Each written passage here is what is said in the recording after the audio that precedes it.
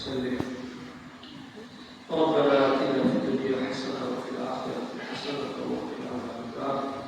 ربنا تقبل منا إنك أنت السميع العليم وتب علينا إنك أنت التواب الرحيم.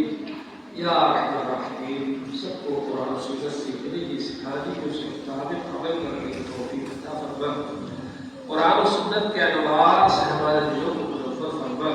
قرآن و سنت کے اخلاق سے ہماری زندگیوں کو مزین فرما. قرآن و سنت کے احکام پر ہم سب کو عمل کرنے کی توفیق عطا فرما.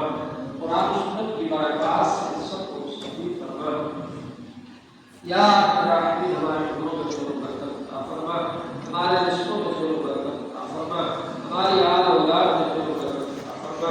جو بیمار ہیں ان کو شفا عطا فرما. جو مرضدار ہیں ان کو دردوں کی ادائیگی فرما. جو بے گناہ ہیں ان کو رہائی عطا فرما.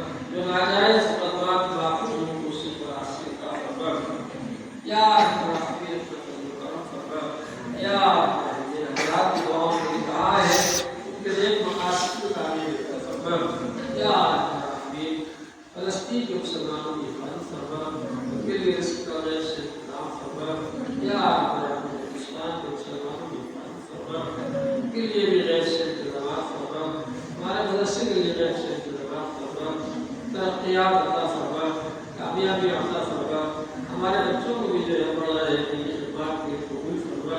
ان کو حافظ بنا، عالم بنا، قاری بنا، مفتی بنا، دین کا داعی بنا، دین کا خادم بنا.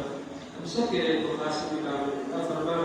یا حضرات دعاؤں کے کہا ہے ان کے نیک مقاصد میں کامیابی عطا فرما. یا الرحمن، ایوب بھائی کا جو قدم چل رہا ہے یعقوب صاحب کا، اس میں کامیابی عطا فرما. یا الرحمن، سعید بھائی کا جو قدم چل رہا ہے اس میں بھی کامیابی عطا فرما. اور جن حضرات نے مقاصد کے لیے کہا ہے دعاؤں کے لیے، ان سب کے لیے مقاصد میں کامیابی عطا فرما. ہم سب کے لیے مقاصد میں کامیابی عطا فرما. ہم سب کی جائز حاجات کو پورا فرما. ہم سب کی ضروریات کو پورا فرما. ہم سب کی جائز تمناؤں کو پورا فرما.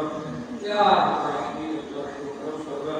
حضور پاک صلی اللہ علیہ وآلہ وسلم کے فعل میں ہماری دعاؤں کو قبول فرما. سبحان ربک رب العزة عما یصفون وسلام علی